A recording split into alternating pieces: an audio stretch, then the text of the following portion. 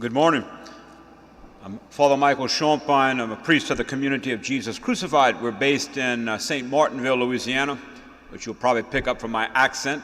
I grew up in a little town, Leonville on Bayou Teche in St. Landry Parish, and now I'm down in St. Martinville in our little religious community called Community of Jesus Crucified. Very happy to be with you this weekend as we're kind of kickstarting our mission. It's just a little test drive, if you will, of the missionary preacher.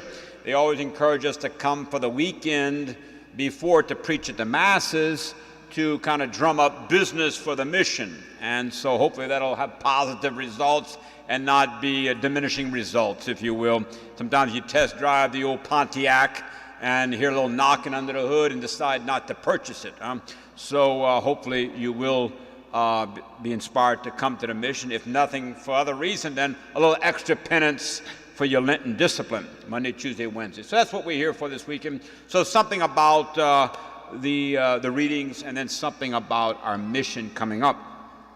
Now, this weekend we have here at the Mass the first scrutiny for our catechumens, our RCIA, and Church Universal does that, and we kind of give the catechumen pieces, you see, of that Catholic faith as we go, receiving the Our Father, and then receiving today or during the week the Ten Commandments. And so we know how important the Ten Commandments are in our life. I call it operating instructions. Now, when we were a kid, we had to kind of memorize that. You see, one God, holy name, holy day, mom and dad, dad and mom, don't steal, don't touch, don't kill, don't lie, and upon your neighbor's wife, don't even cast an eye. All right, so that was kind of the summary of the Ten Commandments. And of course, had to break them down a little bit because as I was, for example, a hospice chaplain for about 10 years and would work with the dying, it was not uncommon to help the person who maybe had been away from the sacraments for a while with their confession and a little examination, and I'd go through the commandments. Let's go through the commandments. Beep, beep, beep, beep. Get to honor your mom and dad, your father and mother. Oh, no, I'm good on that. Mom and dad's been dead for years, Father. Oh, what's the next one? Well, honor your father and mother means a little bit more than just mom and dad. It also talks about the police officer who pulled me over one time, and when he looked at my driver's license and I was dressed like this, he said, "You're a priest?" I said, "Yes, sir."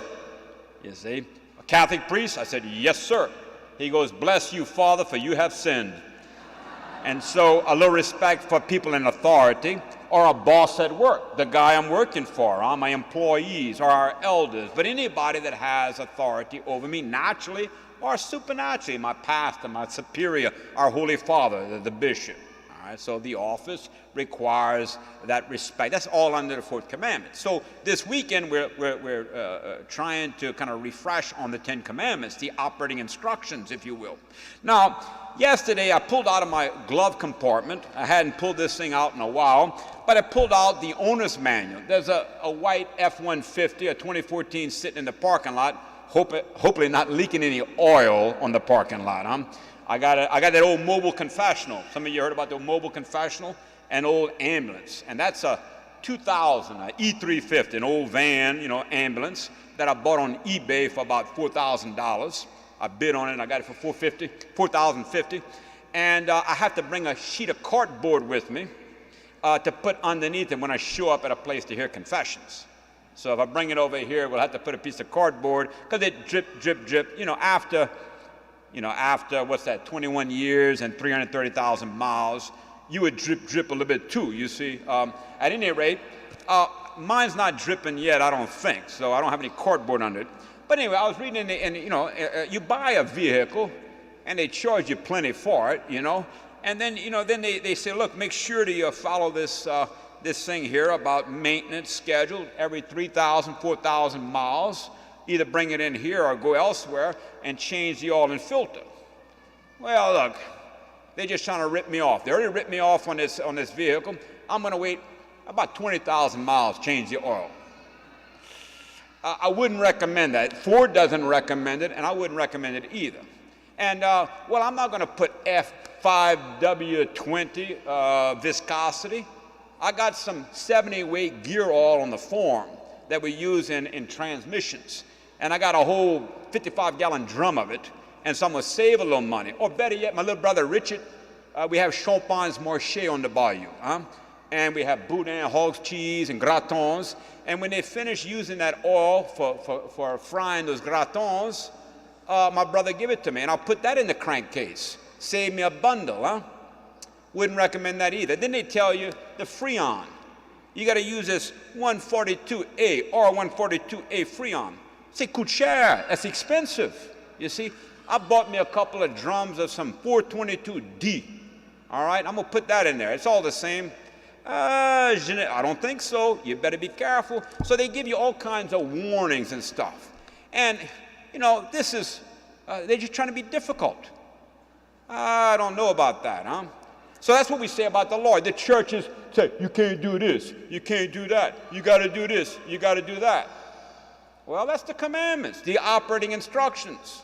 If I got a problem with that F-150 and I go to the Chevrolet garage and say, hey, I got an F-150 Ford and the water pump, it keeps giving me trouble. And the guy's going to tell me, this is the Chevy garage. If you bought a Chevy, you wouldn't have that problem. Go talk to those people where you bought it. So we don't go knocking on General Motors to deal with a Ford. We go to the Ford engineers. They built that thing. They know the nature of that F-150. And so they give us some operating instructions so that we get the maximum utility out of our vehicle. Now, I realize it's a bit of a crucifixion to have to change your oil every 3,000, 4,000 miles and to maybe to put the proper Dextron transmission fluid in the transmission and to put 6 quarts rather than 4 quarts of oil in the crankcase, you see, and to put some decent gas rather than that cheap stuff I can get down at the boat landing. But nonetheless, I got 488,476 miles on that F-150 without opening the engine or the transmission. And so that's about 140 oil changes.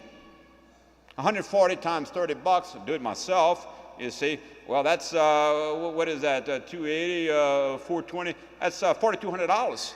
That's a little cheaper than $42,000 of buying one every few years, every 200,000 miles. So the church gives us operating instructions. The OEM, the official or original equipment manufacturer, is our blessed Lord. And so if we want to know about Champagne or yourself, about how we ought to live to get the maximum utility out of our life now and hereafter, it behooves us to listen to the commandments. And this is what caused Jesus a great deal of angst, you see, unrest, and justified anger when he came into the temple. And he saw that his Father's house was no longer a house of prayer. You see, I saw they had the little golden thread there, and they had the back pews reserved. I thought they were reserved. And then I know what it is, a priest friend of mine started taking pews out of the back of the church to make people sit closer, because good Catholics, we sit in the back. But then you see, so you keep those off limits for a while, you fill up the front, then you start opening it up, you see, and then you get in the back.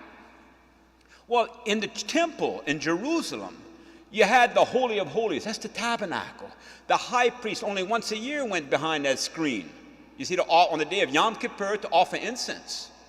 You see, with the blood you'd sprinkle and you'd offer incense, but only once a year, the Holy of Holies. Then you had the court of the priest. Only the priest went in that area, you see, where the sacrifice was offered. And then you had the court of the men, and then the court of the women, and then you had, where they had that rope, the court of the Gentiles. Not like the social narthex in the back, where you come and you visit before you come in, but they had a section of the temple for prayer for the non-Jews, you see. And so what they did is they moved their bingo raffle and pork steak lunch, you see, tickets, they moved that into the church. Took some 2x6s and laid it across the pews, and they were changing money and selling some guineas to offer in the temple. And they were ripping people off. They exchange. Oh no, we only take St. Catherine Siena money. Can you imagine? No, we don't take dollars. We just take Catherine Siena money. So we have our own money. So we're going to change your dollars for Catherine Siena to offer that, and you're going to get about a 50% cut on your exchange rate, because Caiaphas's sons-in-law were operating that concession stand. And so what did Jesus do? He probably learned that from Joseph. Manly, you see, way, as Father Andrew said before Mass, seeing some Venetian blinds, pulling out his switchblade, you see, and taking it and making a bullwhip. My mama used to take a wet washcloth, take the two diagonals, and she'd spin it like that. She could take wasp off of a nest one at a time without moving the wasp. She was that accurate. It pierced your ears, chapow, chapow. You see, Jesus makes the whip, and he's the first cowboy, patron saint of cowboys, and he starts cleaning house. So this is really what a mission is. It's Origen, who comments on this passage, one of the early, kind of allegorical interpreters of the Bible, says that the whip is Jesus' doctrine, the operating instructions about how we ought to live. And so his doctrine is teaching us that we have used some less grade oil in the crankcase, that we've been putting Crisco or hog lard, you see, in the transmission rather than, you see, our proper Ford Dextron. And we've been misusing the equipment that God gave us. And so the whip is his doctrine. And the money changes is all these things, these accretions that have come into our heart. And so we're going to do a little cardio. That's going to move us into our mission. This weekend, Monday, Tuesday, Wednesday night, we're going to do a little cardio. The doctor told me when I went to see him, I said, look, doc, I don't drink beer. And look at this. You see, I got a little beer belly. I'm knocking on 60, but I can't get the weight down. He said, you do any exercise? I said, oh yeah, I preach. I preach every day. I work a sweat for that. And he said, and I walk a lot. He said, you need some cardio. You got to get your heart rate up. So, you got a treadmill? Yeah, I'm hanging some clothes on it. It's a good clothesline. You see? Like yours, you get that stuff hanging on it. He said, get the clothes off, put it outside on the clothesline, and get on that treadmill and give me 30 minutes a day. Or at least go run around the park or something. So that's what we're going to do. We'll do a little spiritual cardio because I've got some plaque in my arteries. You see? And Jesus is the divine physician. He is the mechanic. He doesn't need anybody to teach us about human nature. Like an old mechanic I had, drive shaft. I used to work with drive shaft, a mechanic. You just drive your car in, and he would listen to it, and he'd tell you, you got a valve on the intake side that's burnt, or you got a head gasket that's busted, or it's out of timing. Just his ear. He didn't need any diagnostics. You see, he just put his ear to it because he knew nobody to tell him about engines, because he understood them well. Jesus understands us very well. And he puts his ear to our heart with his stethoscope, and he can tell that we're in a little atrial fibrillation. The heart's not giving a good squeeze. And so we'll do a little cardio. What's our Catholic heart? Our Catholic heart is the Holy Eucharist. That's our life. And Archbishop Amen has called in the Archdiocese of New Orleans a year of the Eucharist. And so we're going to contemplate tomorrow night, 7 to 8, the Holy Eucharist as a sacrifice sacrament. You see, what does it mean to offer sacrifice? Jesus cleaning the temple foretold a foreshadowing of the destruction of the temple and the new sacrifice, his offering on the cross, which is made present every day at Mass in this holy place. So we're going to look at that and how we can go deeper into that. And then Tuesday night, if we're still around, we're going to look at Holy Communion, the Eucharist as a communion sacrament. We receive communion, Jesus' divine kiss to our soul, as Saint Therese called it, and how we might cultivate our hunger, receive more worthily with greater fruit. And then Wednesday night, we'll conclude with the presence sacrament. You have adoration chapel here, round the clock. You have Jesus is enthroned in our inner court. Destroy this temple, Jesus says, this inner court. He's speaking about the temple of his body, the tabernacle, the inner court, you see, and I'll rebuild it in 3 days. And when he rebuilds it, he remains with us forever in his resurrected flesh. And so we can come into church and visit with Jesus and be no less present to him as was Peter and Mary Magdalene. So this is our mission this weekend. On Wednesday evening, we'll give the apostolic blessing for our spiritual retreat in a parish. The Holy Father grants a standing indulgence. We can get a plenary indulgence from making the mission. So if you come to the mission, go to confession 20 days before, 20 days after, receive communion, and do the work of the mission, you can get a plenary indulgence for yourself or for a deceased loved one. It's a little lagniappe, a little Scooby snack, a little incentive to get you to make the mission. So I look forward. Please bring someone with you. I encourage you. We're not having Mass. They're not going to feel uncomfortable, just some preaching. And so ask a friend, maybe that's away from the church, maybe a kid, maybe a co-worker. Bring somebody with you. It's a great opportunity for you as laity, leaven in the environment, to go to your brothers and sisters and bring them back to the sacraments.